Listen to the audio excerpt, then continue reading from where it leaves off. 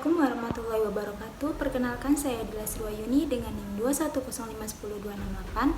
Di sini saya akan mempresentasikan tugas tentang kasus hak kekayaan intelektual dengan judul saya yaitu kasus pelanggaran desain industri tentang rantang plastik. Baiklah, pertama-tama saya akan menjelaskan dulu tentang desain industri. Desain industri adalah suatu kreasi tentang bentuk, konfigurasi, atau garis dan warna yang dipakai untuk menghasilkan suatu produk.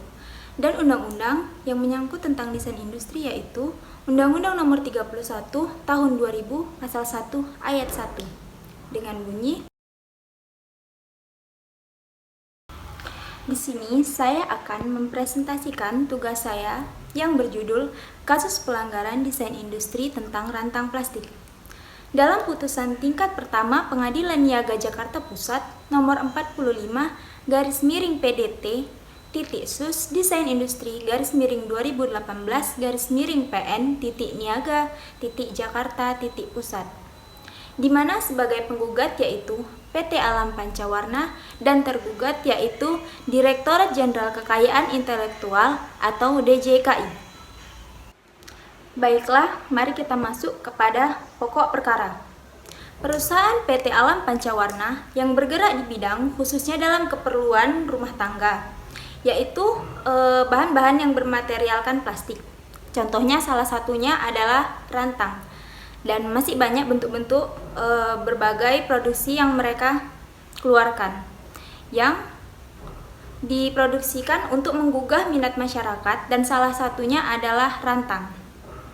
Penggugat yaitu PT Alam Pancawarna telah mendaftarkan desain industri rantang tersebut dan diterima oleh turut tergugat yang terdaftar dalam Daftar Umum Desain Industri pada tanggal 27 Maret 2017 atas desain industri yang berjudul rantang dengan nomor pendaftaran ID 0000048273.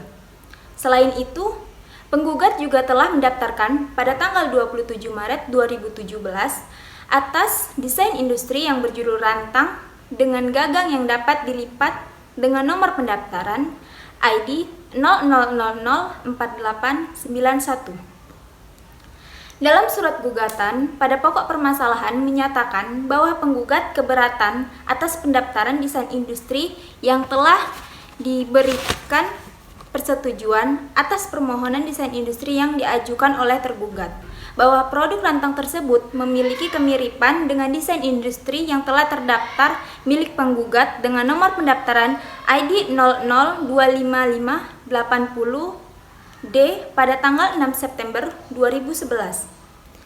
Pendaftaran desain industri milik tergugat dengan judul rantang yang diterbitkan oleh tergugat tidak memiliki unsur kebaruan karena memiliki kesamaan atau produk yang dihasilkan tersebut memiliki kemiripan yang sangat persis dengan desain industri yang berjudul Hawaii, di mana seharusnya pihak tergugat tersebut harus membatalkan pendaftaran tersebut karena pihak dari produksi yang berjudul Hawaii ini telah mendaftarkan produknya terlebih dahulu sebelum dari pihak tergugat tersebut. Setelah ditelaah dari aspek hukum bahwa produksi yang berjudul rantang dengan produksi yang berjudul Hawaii memiliki banyak kesamaan. Terlebih lagi, produk yang dihasilkan oleh tergugat memiliki kesamaan persis yang dimana dinyatakan bahwa tergugat memang dengan sengaja tidak mempunyai iktikat baik atau memang dengan sengaja mendaftarkan tanpa memikirkan pihak dari penggugat. Iktikat yang tidak baik yang dimaksudkan itu bahwa pihak tergugat memang dengan sengaja mendaftarkan tanpa memikirkan bagaimana konsekuensi yang akan diterima oleh pihak penggugat. Dan di situ terjadi penjiplakan atau persamaan atau disebut copy paste. Maka pihak penggugat melaporkan hal ini kepada pihak yang berwajib tentang melanggar desain industri pada hak kekayaan intelektual. Dalam proses pemeriksaan gugatan, pihak tergugat harus menyatakan bahwa pihak tergugat tidak dengan sengaja memiliki iktikat buruk kepada pihak penggugat, apalagi pihak tergugat memang sudah tahu bahwa produk yang mereka hasilkan itu memiliki banyak kesamaan dengan produk yang dihasilkan oleh pihak penggugat. Selanjutnya, dasar hukum yang dapat digunakan oleh pihak penggugat untuk dapat menggugat pihak tergugat yaitu suatu pendaftaran desain industri harus ada unsur kebaruan yang dimuat dalam pasal 2 ayat 2 Undang-Undang Nomor 31 Tahun 2000 tentang Desain Industri, Jotus Ketentuan Pasal 2 Peraturan Pemerintah Nomor 1 Tahun 2006 tentang Pelaksanaan Undang-Undang Nomor 31 Tahun 2000 tentang Desain Industri. Selanjutnya, fakta bahwa tergugat mempunyai itikat tidak baik dalam membuat dan memasarkan produk kepada masyarakat, sehingga pihak tergugat dapat diduga telah memiliki niat yang tidak baik untuk meniru dengan sengaja menjiplak desain industri dari produk Hawaii demi kepentingan usahanya dan demi pemasaran produknya. Selanjutnya, tergugat dapat dikualifikasikan dengan sengaja melanggar ketentuan pasal 54 Undang-Undang Nomor 31 Tahun 2000 tentang Desain Industri dengan ancaman pidana paling lama 4 tahun dan denda paling banyak 300 juta rupiah. Selanjutnya, penyelesaian pokok perkara tersebut, putusan majelis hakim menolak gugatan dari pihak penggugat dengan mempertimbangkan yang pertama, desain yang sama dengan Hawaii yang seharusnya ditarik sebagai pihak dalam perkara, karena desain yang dimiliki oleh pihak penggugat memiliki kesamaan dengan desain yang dimiliki oleh produk yang berjudul Hawaii.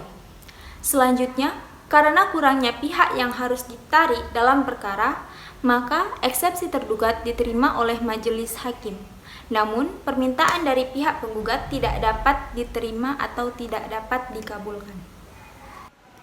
Sekian presentasi dari saya Dila Sriwayuni tentang kasus pelanggaran desain industri yang saya bawakan tentang rantang plastik.